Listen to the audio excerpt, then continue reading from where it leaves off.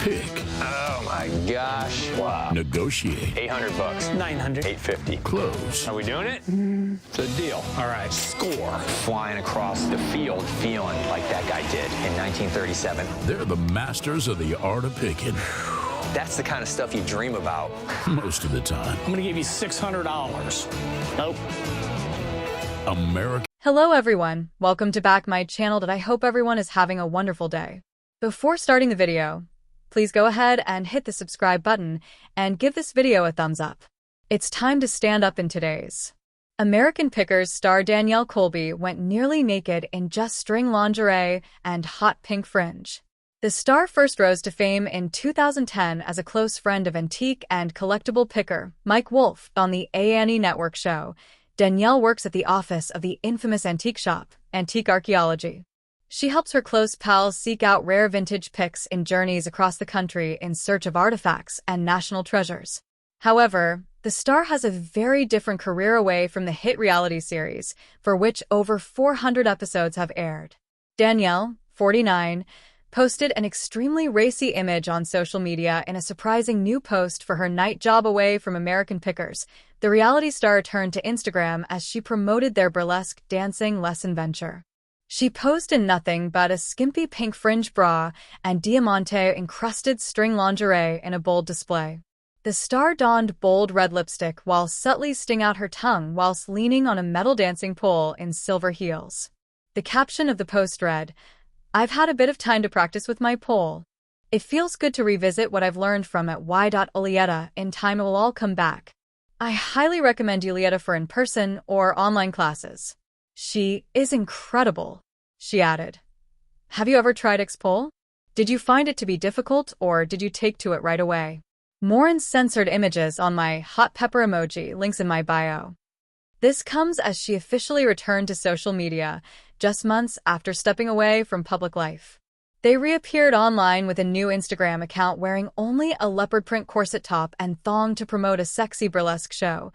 Danielle had been absent from social media since January, when she quietly deactivated both Instagram and OnlyFans.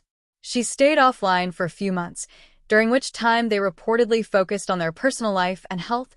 American Pickers Mike Wolfe is facing backlash over his aggressive revamping of a quiet Tennessee town. The residents of Columbia, Tennessee, are admittedly divided over all the changes and business growth the History Channel star has brought to the mule capital of the world. Mike, 60, has expanded his real estate portfolio, purchasing numerous properties, including his 2-lanes vacation rental and bike shop Columbia Motor Alley, in the town about 45 miles outside of Nashville. In June, the U.S. Sun exclusively revealed the American Pickers star added to his real estate empire when he purchased another commercial property for $400,000 in December 2023. The building is 1,240 square feet and was built in 1920. It's kind of interesting because a lot of people don't want change and some people do, so we're in that flux. A town source exclusively told the U.S. Sun on Mike bringing new businesses to Columbia. They continued, referencing the construction on the property adjacent to Columbia Motor Alley. They're building a 6-story condo with a restaurant. Next to that is going to be a car place. The town is changing rapidly. An insider told the U.S. Sun, the project is costing $93 million, and while some citizens seem reluctant to change, others are all for the sudden economic boost. The town is happy Mike is taking this on to help bring new life to Columbia, the insider continued. According to property records obtained by the U.S. Sun, another commercial property Mike owns in Columbia, Tennessee, is 4,320 square feet and valued at $214,100. The property is rented out to Hazelwood Laboratories, as their business description reads, boutique music systems for hospitality and home.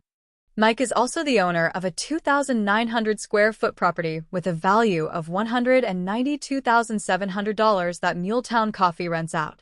Drama theater called Packard Playhouse rents out one of Mike's properties, which is 4,653 square feet and appraised at $336,300.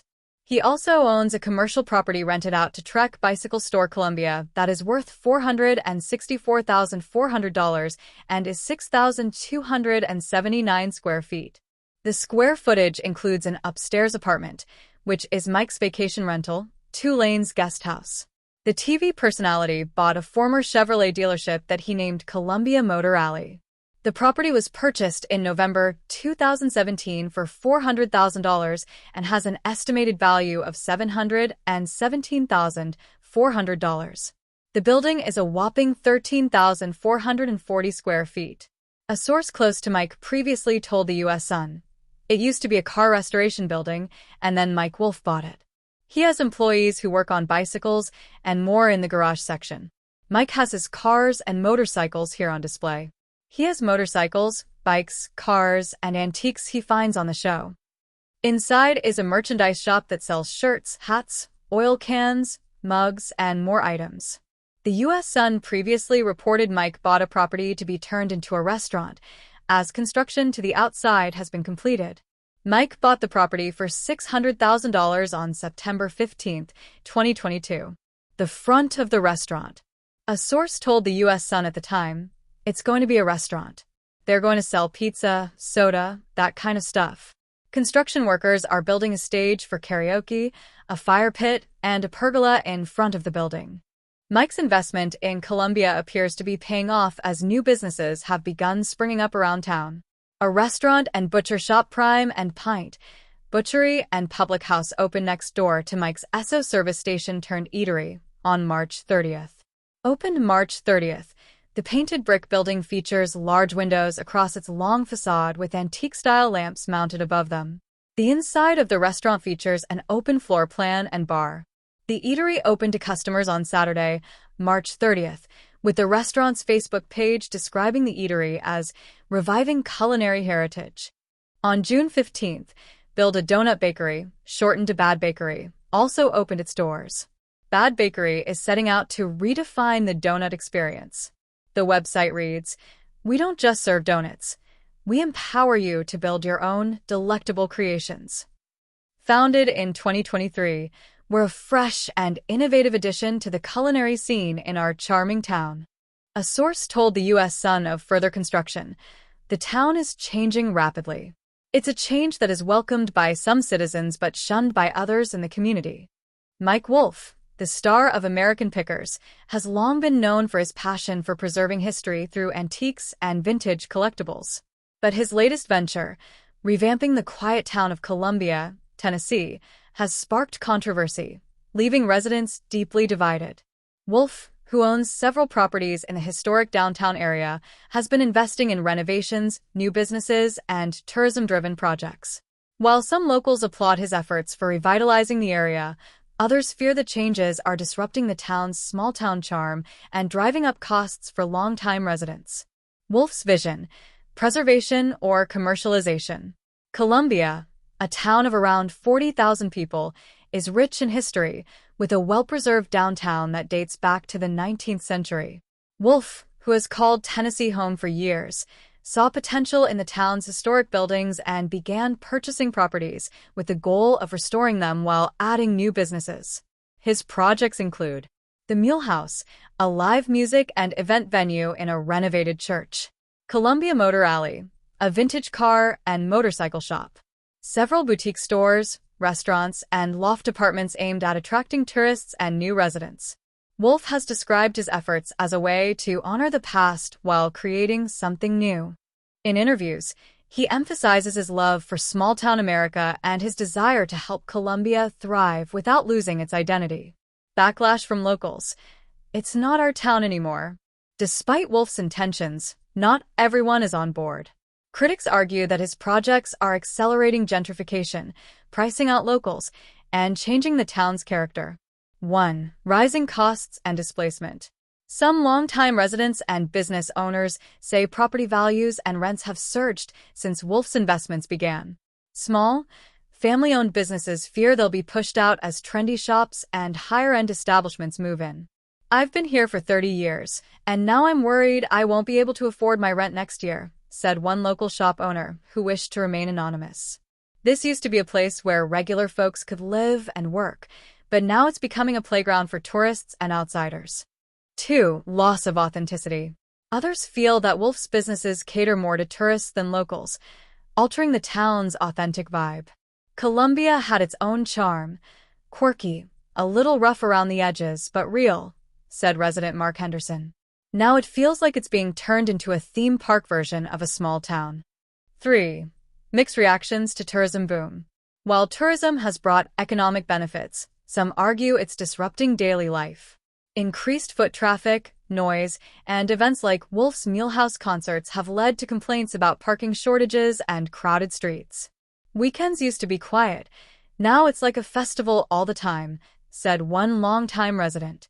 It's great for business, but not everyone wants to live in a tourist hotspot. Supporters. He's saving our town.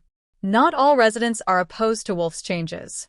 Many credit him with breathing new life into Columbia, creating jobs, and preserving historic buildings that might otherwise have fallen into disrepair. 1. Economic growth and jobs. Local contractors, artists, and hospitality workers have benefited from the new businesses and renovations. Mike's investments have given this town a future, said Sarah Mitchell, who works at a downtown cafe. Before, buildings were empty. Now there's energy, jobs, and opportunities. 2. Historic preservation. Wolfe's restoration projects have saved several deteriorating structures, maintaining their historical integrity while adapting them for modern use. He's not tearing things down, he's bringing them back to life, said historian James Lowell. That's something preservationists should celebrate. 3. A new generation of visitors. Younger residents and entrepreneurs appreciate the fresh energy Wolfe has brought. Columbia was fading before, said 28-year-old business owner Tyler Green. Now it's on the map. People come here because of Mike's vision, and that helps all of us. The bigger debate: who gets to shape a town's future? The divide in Columbia reflects a larger national conversation about gentrification, preservation, and who has the right to redefine a community. Pro-development argument. Growth is necessary for survival. Without investment, small towns risk decline. Anti-gentrification argument. Change should benefit existing residents, not displace them. Wolfe has responded to criticism by emphasizing his commitment to Columbia's heritage. I'm not here to erase history. I'm here to make sure it has a future, he said in a recent interview. Yet, the question remains, can a town evolve without losing its soul? What's next for Columbia? As Wolfe continues his projects, tensions may ease or escalate. Some hope for compromise, where development includes affordable housing and support for local businesses. Others fear the town's transformation is inevitable. One thing is certain: Columbia is no longer a sleepy southern town. Whether that's a good or bad thing depends on who you ask. Final thoughts: a right pick or a wrong turn?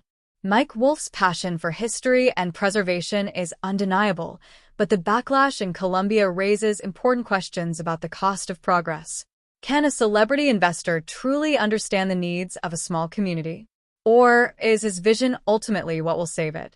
For now, the town remains split, caught between its past and an uncertain future.